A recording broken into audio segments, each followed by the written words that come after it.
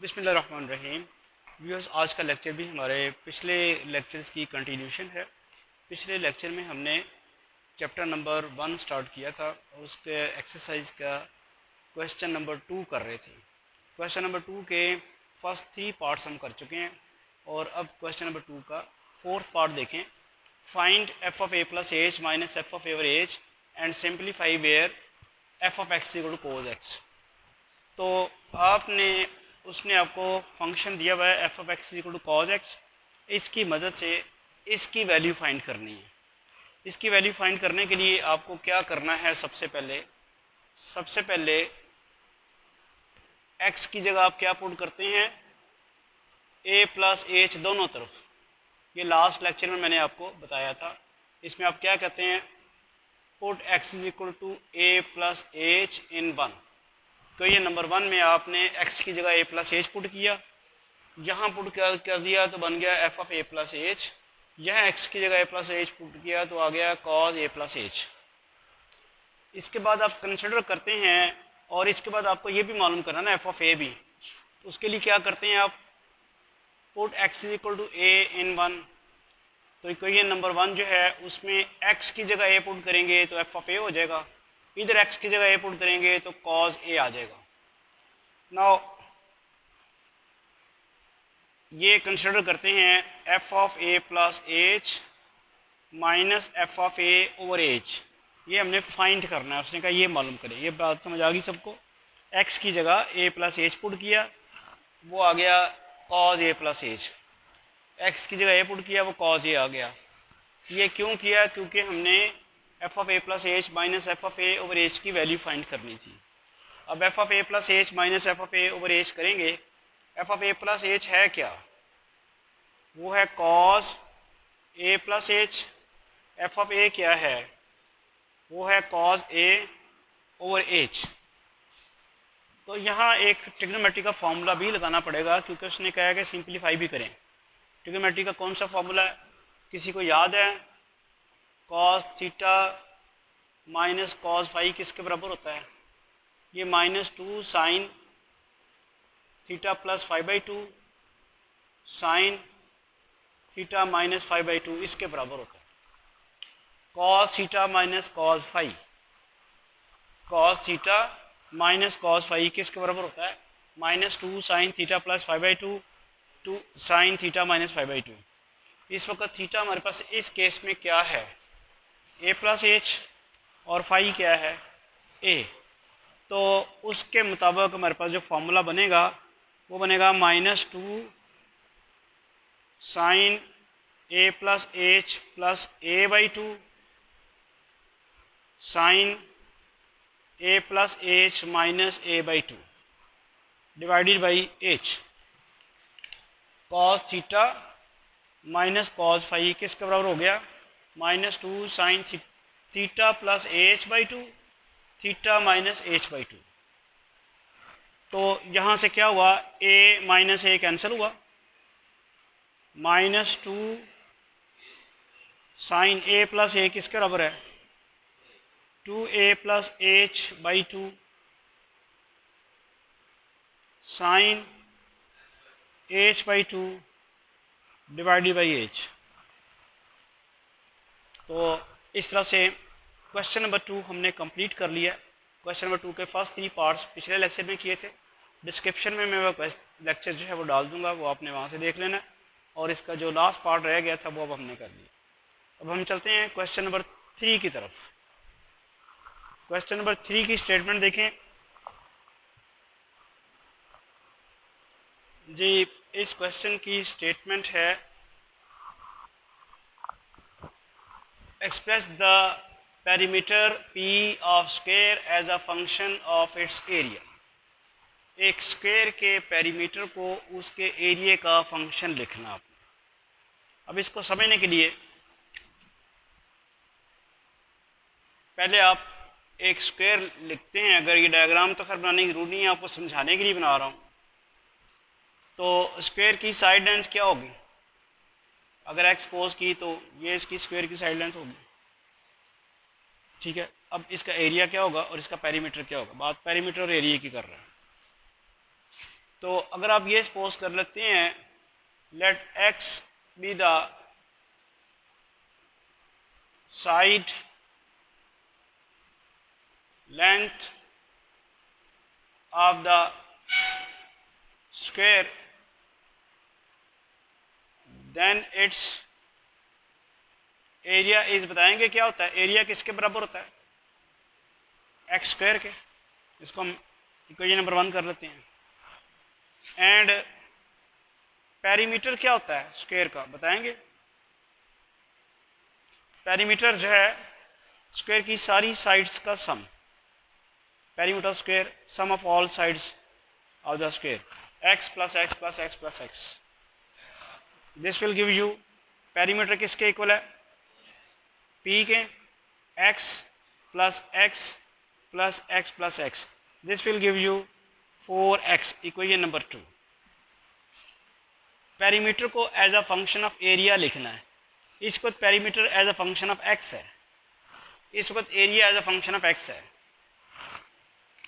तो यहाँ पेरीमीटर जो है इसको as a function of x लिखने के लिए हम ये करेंगे, यहाँ से x की वैल्यू निकाल के वो इसमें डाल देंगे हम। तो x की वैल्यू अगर यहाँ से निकाली जाए तो आपके पास क्या बनेगा, टेकिंग स्क्वायर रूट ऑफ 1, तो आ जाएगा a अंडर रूट और इधर x आ जाएगा। यही हुआ ना, a की वैल्यू एक्स स्क्वायर है, इसका भी स्क्वायर रूट लिया, a अंडर रूट आ गया, एक्स स्क्वायर का अंडर रूट x आ गया। अब आपने चूँकि x साइड लेंथ को रिप्रेजेंट करता है, स्क्वायर रूट लेने से आप प्लस माइनस आता है, लेकिन हम माइनस इसलिए नहीं लेंगे, x साइड लेंथ है, लेंथ है, किसकी लेंथ है, ये स्क्वायर की लेंथ है, वो नेगेटिव तो नहीं होगी, इसलिए आपने पॉजिटिव लिया। x किसके इक्वल आ गया, अंडर रूट a के। इस वैल्यू को इक्वेशन नंबर 2 में पुट कर दें,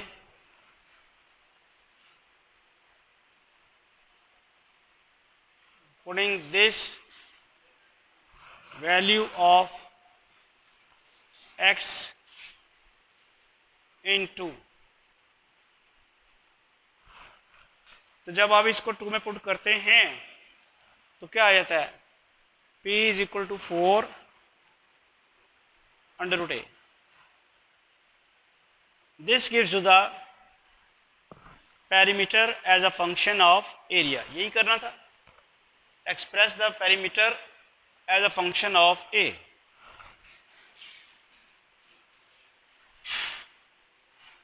gives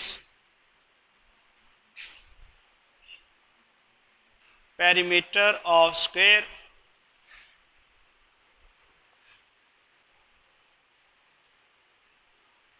as a function of its area A। तो मैं जल्दी से इसको ब्रीफ कर दूं क्वेश्चन को। क्वेश्चन नंबर 3 का फर्स्ट पार्ट क्या था, एक स्क्वायर को के पेरीमीटर को उसके एरिया के फंक्शन के तौर पे लिखना था। हमने स्क्वायर की साइड लेंथ एक्सपोज की, वहाँ से उसका एरिया निकला a is equal to x square. उसके बाद उसका पेरीमीटर क्या आता है, p is equal to 4x। जो area a is equal to x square है, वहाँ से x की वैल्यू निकालते हैं, अंडर रूट a आती है, और वो अंडर रूट a वैल्यू यहाँ पे पेरीमीटर की इक्वेशन में जहाँ x मौजूद है वहाँ पुट कर देते हैं।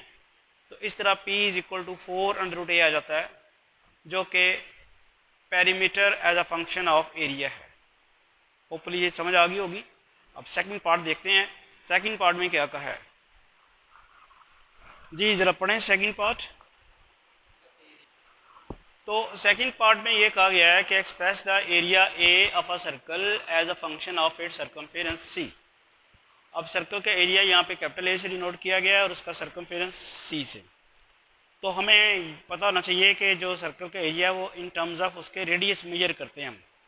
सर्कल का एरिया क्या होता है, pi r square, where r is the radius. तो ये दोनों चीज़ें हम मालूम कर लेते हैं।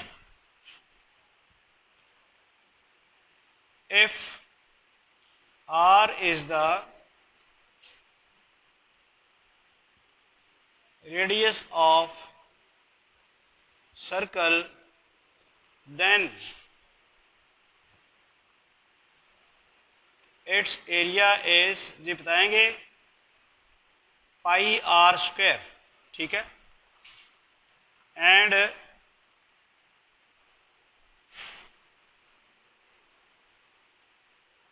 सर्कमफेरेंस इज बताए C is equal to 2 pi r, ये सर्कमफेरेंस है। अब area as a function of circumference लिखना है, तो करना क्या है, इस वक्त area as a function of radius है, तो आर की जगह सी आ जाना चाहिए। जरा देखें ना, इस वक्त area as a function of radius है, area as a function of radius, हमने इसको लिखना है area as a function of circumference, तो आर की जगह क्या आ जाना चाहिए, सी आ जाना चाहिए। तो कैसे आ सकता है, यहाँ से आर की वैल्यू निकाली जाए और उसको में पुट किया जाए। आर की वैल्यू निकालें, क्या आती है यहाँ पे, r is equal to c over 2 pi, putting this value of r in 2 in 1, sorry ये तो 2 से तो निकाली है ना, 1 में एरिया किसके बराबर रहेगा, pi r square, c over 2 pi square, area is equal to pi c square over 4 pi square, ऐसे ही बनाना, एरिया इज इक्वल टू, तो एक पाई पाई स्क्वायर से कैंसिल हो जाएगा, तो एरिया आपके पास क्या आ जाएगा, 1/4 pi c, this gives you the area of the circle as a function of its circumference c, this gives you the area of the circle as a function of its circumference c। तो दोनों question same थे, वहाँ square के area का जिक्र था, यहाँ आपके पास क्या, वहाँ स्क्वायर के पेरीमीटर को as a function of area लिखना था, यहाँ सर्कल के एरिया को as a function of circumference लिखना है।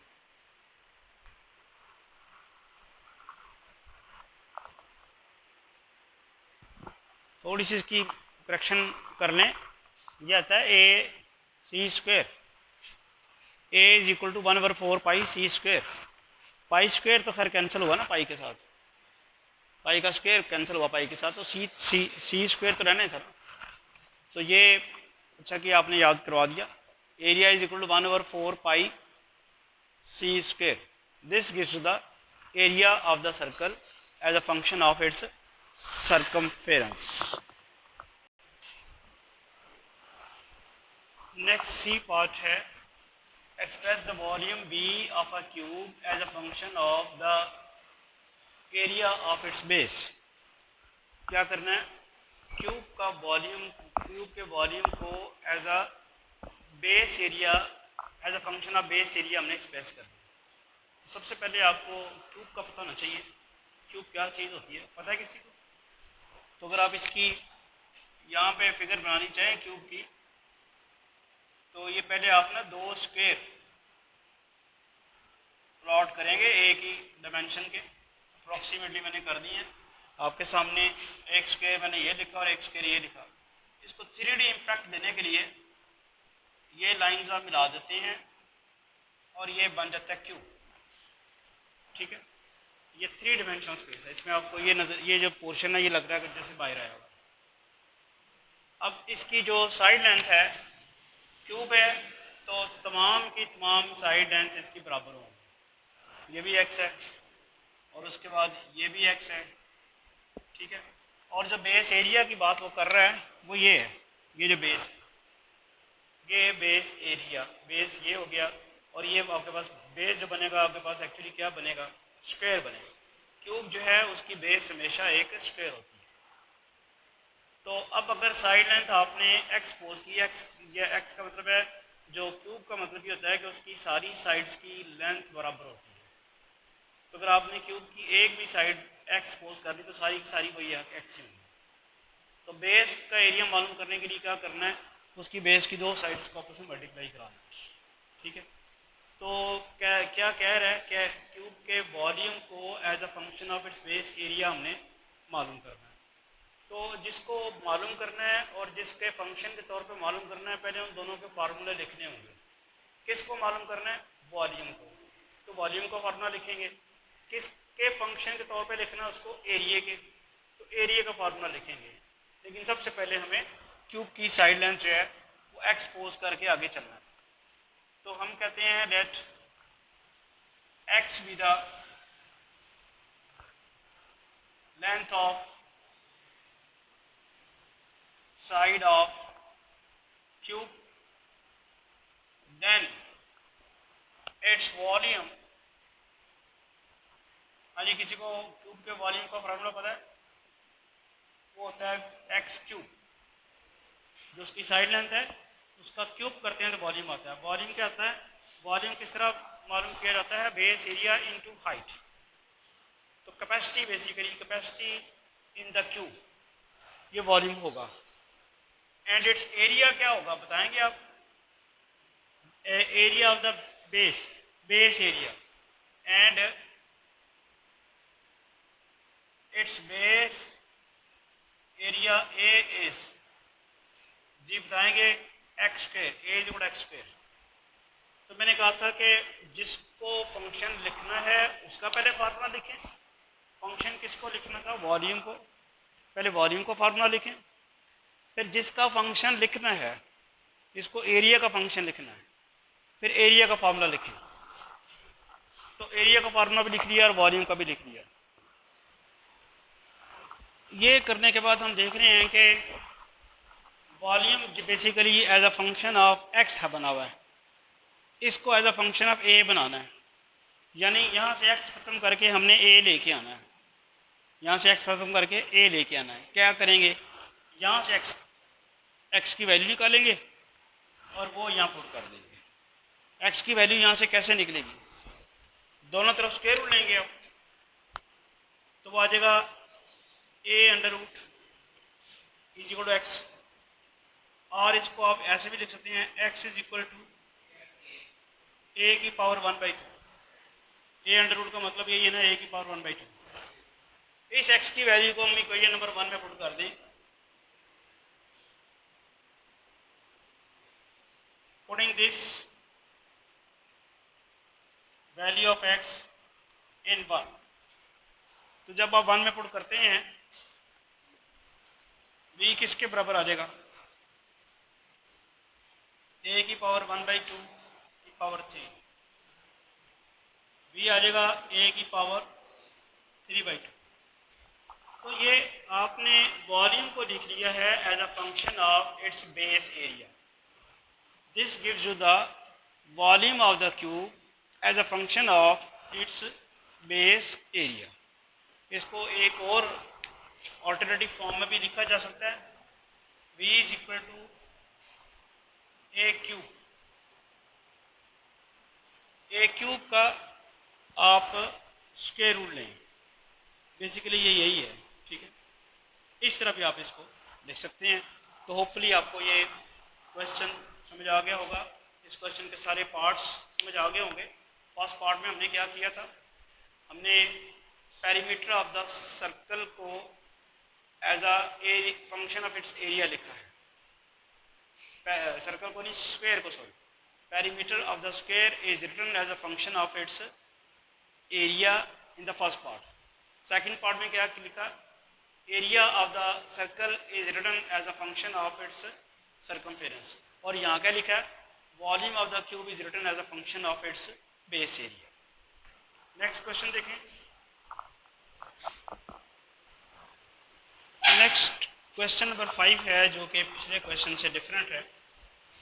Given f of x is equal to x cube minus ax square plus bx plus 1, if f of 2 is equal to minus 3 and f of minus 1 is equal to 0, find the values of a and b। तो question solve करने से पहले question को समझना इंतहाई ज़रूरी है। Question की समझ क्या आई आपको कि एक फंक्शन दिया हुआ है, जिसमें अननोन्स ए और बी मौजूद है। ए और बी की वैल्यूज़ मालूम करने के लिए क्या किया हुआ है, इंफॉर्मेशन दी हुई हैं। फंक्शन दिया हुआ है, उसमें दो कांस्टेंट अननोन हैं ए और बी, उनकी वैल्यूज़ फाइंड करने के लिए आपको दो कंडीशंस दी हुई हैं, दो इंफॉर्मेशन दी हुई हैं, उनको यूज़ करके आपने करना। तो ये तो क्वेश्चन की स्टेटमेंट को देख के पता चल रहा है। अब सॉल्व करते हैं। इंफॉर्मेशन क्या है, F of two is equal to -3। F of two मुझे आप बताएं कहाँ से आएगा। वो ज़ाहिर बात है एफ ऑफ एक्स से आएगा। एफ ऑफ एक्स से कैसे आएगा, एक्स की जगह 2 पुट कर दिया जाएगा तो एफ ऑफ 2 आ जाएगा। तो इसका मतलब है कि क्वेश्चन सॉल्व करने के लिए ये बेसिकली एक रिक्वायरमेंट जो है ये ज़रूरी है। तो हम यहाँ पे सबसे पहले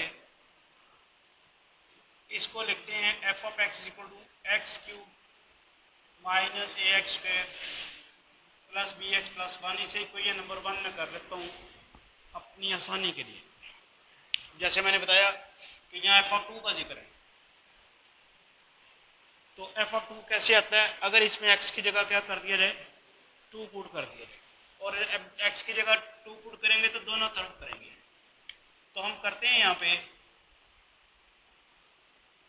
putting x is equal to 2 in 1, x की जगह 2 पुट किया एफ ऑफ 2, एक्स की जगह 2 पुट किया 2 3 2 की power 3 minus a into 2 square plus b into 2 plus 1। ये तो मैंने कर दिया जहाँ x था, जो फंक्शन दिया हुआ था जहाँ x था वहाँ मैंने x की जगह 2 पुट कर दिया। वो मैं अभी सिंप्लीफिकेशन मैंने करनी है। लेकिन एक और इन्फॉर्मेशन दी हुई है, एफ ऑफ 2 बराबर किसके है, तो एफ ऑफ 2 -3 के बराबर है। तो यहाँ मैं लिख देता हूँ -3। वजह बता दूंगा कि since f of 2 is equal to -3, इसकी मैं सिंप्लीफिकेशन करूँ 2 की पावर 3 8 आ जाएगा, 2 की पावर 2 4 आ जाएगा, minus 4a plus 2b plus 1। अब ये इसको इस तरफ ले आए, ये बनता है 4a minus 2b, 4a minus 2b, और बाकी चीज़ सारी उधर रहने दें, 8 प्लस 1 प्लस 3, -4a इधर आके +4a हो गया, 2b इधर आके -2b हो गया, 8 अपनी जगह ही रहा, 1 भी अपनी जगह ही रहा, और 3 तो जाके -3 जाके +3 हो गया। ये बना जी 4a माइनस 2b, ये 12 आ गया। मुझे ये लगता है कि यहाँ से 2 कॉमन निकल सकता है, 2 कॉमन निकालें इसमें से तो ये रह जाएगा 2a minus b is equal to 12। Common निकालने का मतलब होता है डिवाइड करना। तो ये इस 2 को उधर ले जाएंगे, ये 2a माइनस बी उधर आ जाएगा 12/2, ये आ जाएगा 2a minus b is equal to 6। इसे इक्वेशन नंबर 2 कर देते हैं। ठीक है, तो सिस्टमेटिकली चल रहे हैं। फंक्शन जो दिया हुआ था उसकी मदद से हमने एफ ऑफ 2 की वैल्यू निकाली है, और एफ ऑफ 2 की वैल्यू उसने खुद दी हुई थी -3, वो पुट करके हमारे पास एक इक्वेशन बन गई। दूसरी क्या है, F of -1 is equal to 0। अब एफ ऑफ -1 कैसे आएगा, वो भी एक्स की जगह 1 पुट किया जाएगा, इक्वेशन नंबर 1, एक्स की जगह 0 पुट किया जाएगा। क्या करेंगे, put x is equal to -1 in equation number 1। तो x की जगह -1 पुट किया जाए, इधर क्या रहता है -1 cube minus a into -1 square plus b into -1 plus 1। x की जगह -1 पुट किया। f ऑफ -1 किसके इक्वल है, f 0 के। तो यहाँ f ऑफ -1 की जगह लिखें 0। आप वजह भी बता दें, सिंस एफ ऑफ -1 0 के इक्वल है, -1 का क्यूब -1 होगा, -1 का स्क्वायर 1, और ये a माइनस बी प्लस 1, ये -1 और ये +1 कट गया, -a इधर ले आए, a माइनस बी इधर ले हैं, plus b, a plus b is equal to 0। ये इक्वेशन नंबर 3 आ गई। अब आपने फर्स्ट ईयर के चौथे चैप्टर में साइमल्टेनियस इक्वेशन सॉल्व करनी सीखी थी। ये दो इक्वेशन बन गई हैं साइमल्टेनियस इक्वेशंस। कौन कौन सी? एक बन गई है इक्वेशन नंबर 2, एक बन गया इक्वेशन नंबर 3। इनको हम साइमल्टेनियस से सॉल्व कर लेते हैं। इक्वेशन नंबर 2 को मैं रीराइट करता हूँ। यहाँ पे मैं लिखता हूँ 2 इम्प्लाइज क्या बनेगी, 2a minus b is equal to 6। इनको ऐड करते हैं, बी और माइनस बी कट गया, a plus 2a, 3a is equal to 6। और यहाँ से a की वैल्यू क्या आ गई, 6/3। यहाँ से a की वैल्यू क्या आ गई, 2। a की वैल्यू डिटर्मिन हो गई। ये a की वैल्यू 2 जो है इक्वेशन नंबर 3 में पुट अगर की जाए तो b की वैल्यू निकल सकती है। Putting this value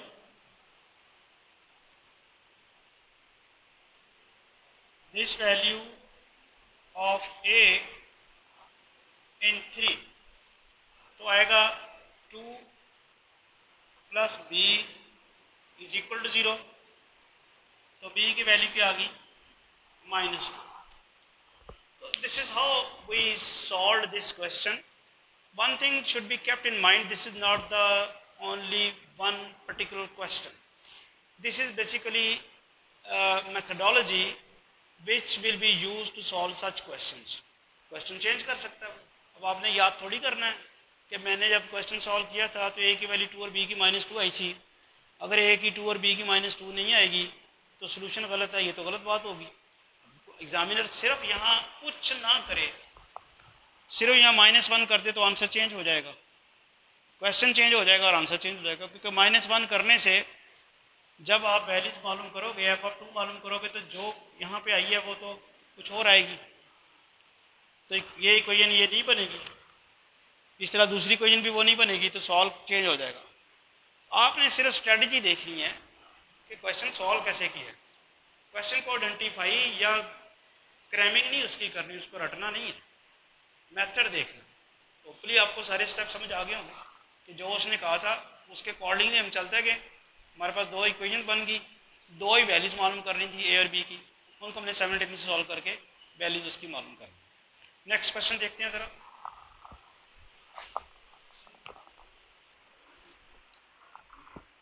next exercise 1.1 का क्वेश्चन नंबर 6 देखें। A stone falls from a height of 60 metre on the ground. एक स्टोन 60 मीटर हाइट से ग्राउंड पे फॉल करता है। The height h after x seconds is approximately given by this. Height measure करने का formula उसने ये दिया हुआ है, h of x is equal to 40 - 10x²। Height h जो है इसको as a function of x लिखा हुआ उसने। What is the height of the stone when x is equal to 1 second. क्या आप height of the stone at x equal to 1 second मालूम कर सकते हैं? क्वेश्चन समझ आया भला?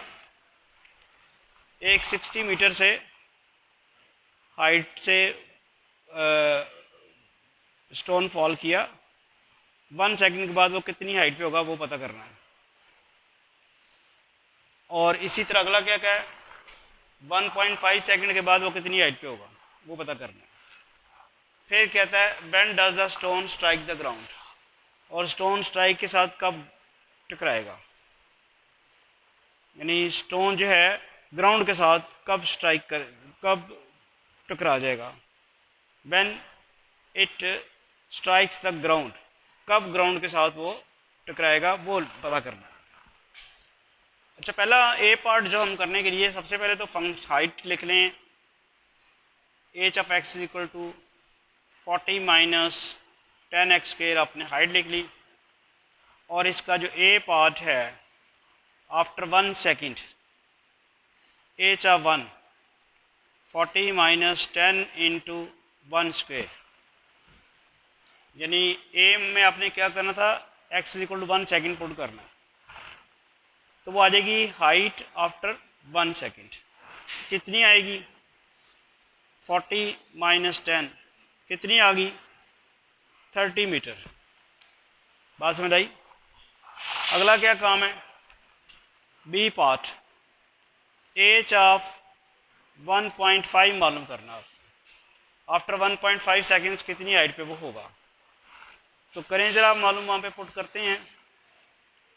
उसी में ये जो इक्वेशन लिखी है, एक्स की जगह आप क्या पुट करेंगे? 1.5, वो कर दिया।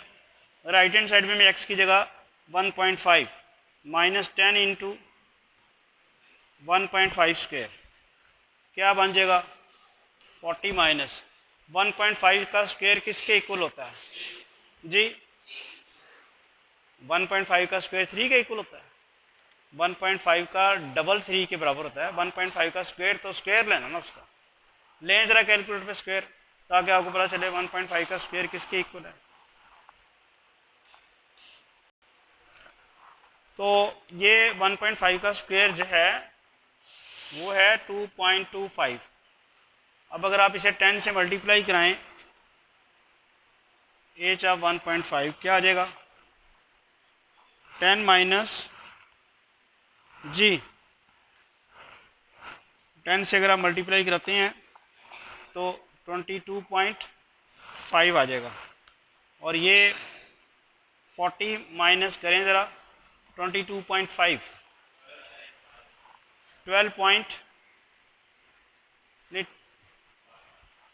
12.5 नहीं आएगा जी, 17.5 आएगा ना।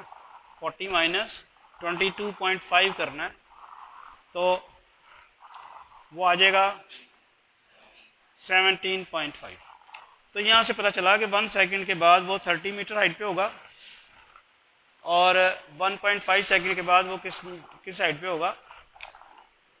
17.5 मीटर पे।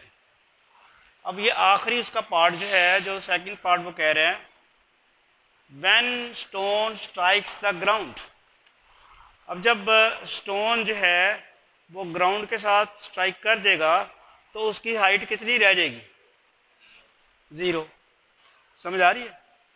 तो अब आप यहाँ पुट करेंगे, हाइट की जगह 0 पुट करेंगे यहाँ पे।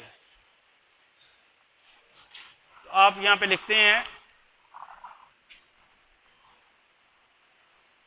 When stone strikes the ground then h is equal to 0. So put h is equal to 0 in 1। जब h की जगह हम 0 पुट करते हैं 1 में, तो 0 इज इक्वल टू 40 माइनस, नहीं h की जगह पुट करना है 10x स्क्वायर। ठीक है? तो यहाँ से इक्वेशन जो बनती है वो बनती है 10x square is equal to 40, या फिर x square is equal to 40/10, या फिर x is equal to 4, x square is equal to 4, और x is equal to plus minus 2। x किसको रिप्रेजेंट कर रहा है? टाइम को, सेकंड्स को रिप्रेजेंट कर रहा है। तो नेगेटिव तो नहीं होता टाइम। तो x इज इक्वल टू हमारे पास आ जाएगा 2 सेकेंड्स। आंसर फिर क्या आया?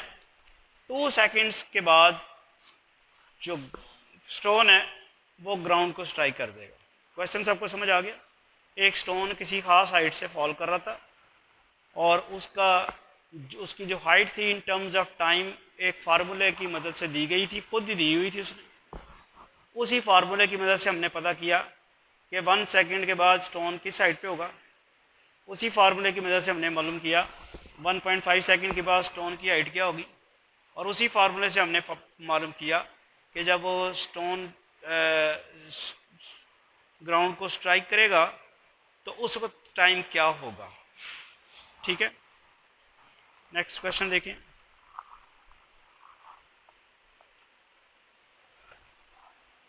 नेक्स्ट क्वेश्चन नंबर 7 का फर्स्ट पार्ट है, show that the parametric equation x is equal to 80 square, y is equal to 80 represent the equation of the parabola y square is equal to 4ax। Parametric equation से क्या मुराद है? जिसमें ऐसी equation जिसमें independent और dependent variable, जो variables हैं आपके, उनकी value in terms of some other variable दी हो। मिसाल के तौर पे यहाँ x की value in terms of t दी हुई है, ज़रा देखिएगा। इसी तरह y की वैल्यू भी क्या है, इन टर्म्स ऑफ t दी हुई है।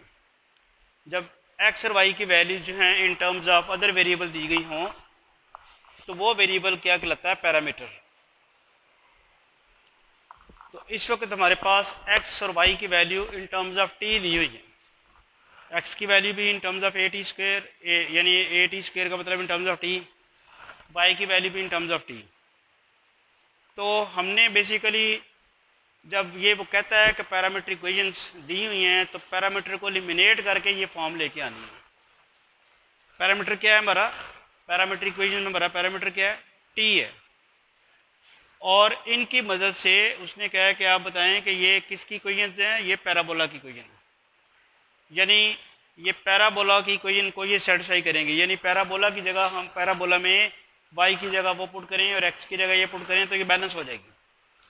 इस वक्त हमने सेटिस्फाई नहीं करना, हमने ये नहीं शो करना कि ये पैरामीट्रिक इक्वेशंस है। अगर वो ये कह देता कि आप शो करें कि ये इसकी पैरामीट्रिक इक्वेशंस है तो हम क्या करते, या x की वैल्यू पुट करते या y की वैल्यू पुट करते, दोनों बराबर आ जाती तो हम कहते ये इसकी पैरामीट्रिक इक्वेशंस है, तो वो शो हो जाता। लेकिन यहाँ तो उसने खुद से दे दिया कि ये पैरामीट्रिक इक्वेशंस हैं। आपने क्या करना है, आपने उन इक्वेशन की वजह से ये इक्वेशन लेके आनी है जिसमें पैरामीटर नहीं है। उन दोनों में पैरामीटर है t, इसमें भी t है लेकिन इसमें नहीं। कैसे करेंगे, क्या ज़हन में आती बात आपके? पहले तो आप लिखें x is equal to a t square, इसे इक्वेशन नंबर 1 कर लें। फिर y is equal to 2at, इसे इक्वेशन नंबर 2 कर लें। तो जैसे मैंने कहा कि ये इक्वेशन लेके आनी है जिसमें t नहीं है, तो इन दोनों की मदद से हम क्या करेंगे, t को गायब करेंगे। नहीं, x और y की वैल्यू नहीं पुट करेंगे, यहाँ से t की वैल्यू निकाल के उसमें पुट कर देंगे।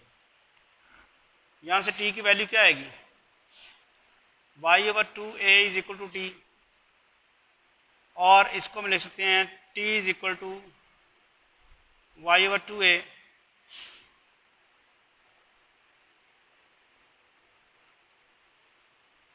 putting this value of t in 1। आपने इक्वेशन नंबर 2 से निकाली ना t की वैल्यू, इससे 1 में पुट करें। x is equal to a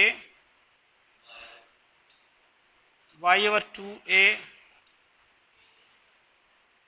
x is equal to a y square over 4a square.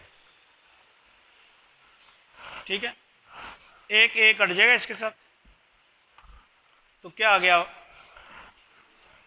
x is equal to y square over 4a, 4a उधर ले जाएं, 4a x is equal to y square, और आप इसे लिख सकते हैं y square is equal to 4ax। तो साबित हो गया, पैरामीट्रिक इक्वेशंस की मदद से आपने पैराबोला की इक्वेशन साबित की।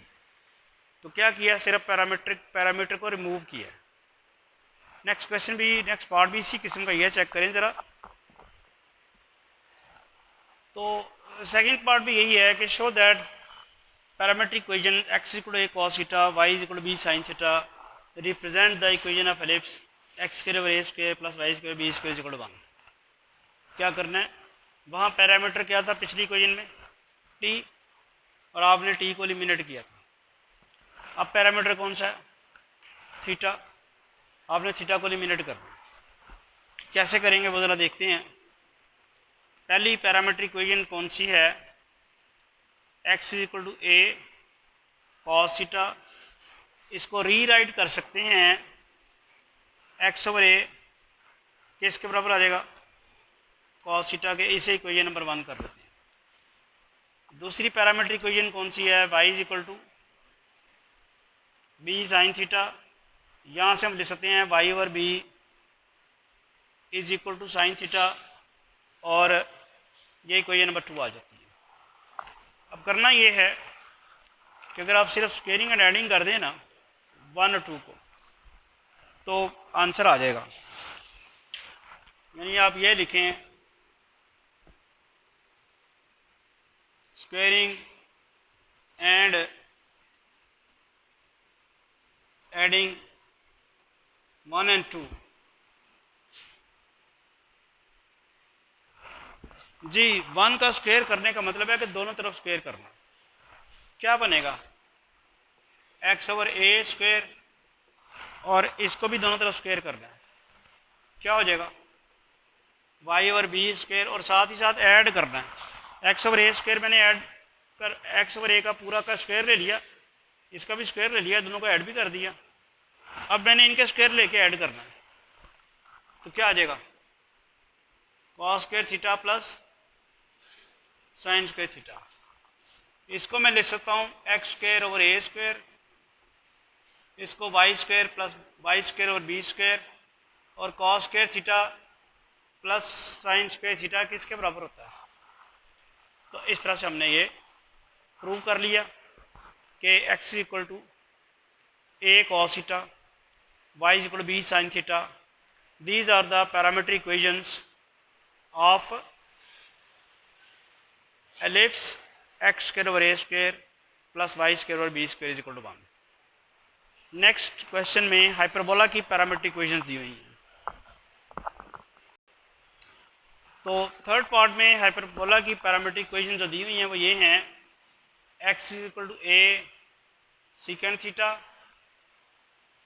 यहाँ से हम क्या करते हैं एक्स ओवर ए निकालते हैं सीकेंड थीटा के बराबर, और स्क्वायर भी कर ही लेते हैं। अब x square over A square is equal to secant square theta से इक्वेशन नंबर 1 कर लेते हैं। पैरामीट्रिक इक्वेशन क्या दी हुई थी, x is equal to a secant theta, उससे मैंने ये निकाल लिया। दूसरी पैरामीट्रिक इक्वेशन दी है y is equal to b tan theta, it is given, then we can write it as y over b is equal to tan theta, and squaring both sides क्या आ जाएगा y स्क्वायर और b square is equal to tan square theta. अब पिछले question में आपने 1 और 2 को ऐड किया था, इसमें से 1 में से 2 को सब्ट्रैक्ट करना, तो आप लिखते हैं 1 माइनस 2 इम्प्लाइज। तो जब आप एक इक्वेशन में से दूसरी को सेपरेट करते हैं तो उसकी लेफ्ट हैंड साइड में से लेफ्ट हैंड साइड को सेपरेट करते हैं, यानी आप लिखते हैं एक्स स्क्वायर ओवर ए स्क्वायर माइनस वाई स्क्वायर और बी स्क्वायर, और राइट हैंड साइड में से राइट हैंड साइड को सेपरेट करते हैं, यानी आप लिखते हैं secant square theta minus tan square theta. तो ये आ जाता है एक्स स्क्वायर ओवर ए स्क्वायर माइनस वाई स्क्वायर और b square is equal to 1, जिसमें आप बताते हैं कि ये जो फार्मूला आपको याद है सबको ट्रिग्नोमेट्री का, second square theta minus tan square theta is equal to 1, ये याद है। जिस तरह पीछे हमने लगाया cos square theta plus sine square theta is equal to 1, इसी तरह second square theta minus tan square theta 1 के बराबर होता है। तो आज का लेक्चर हम यहीं वाइंड अप करते हैं। Thank you.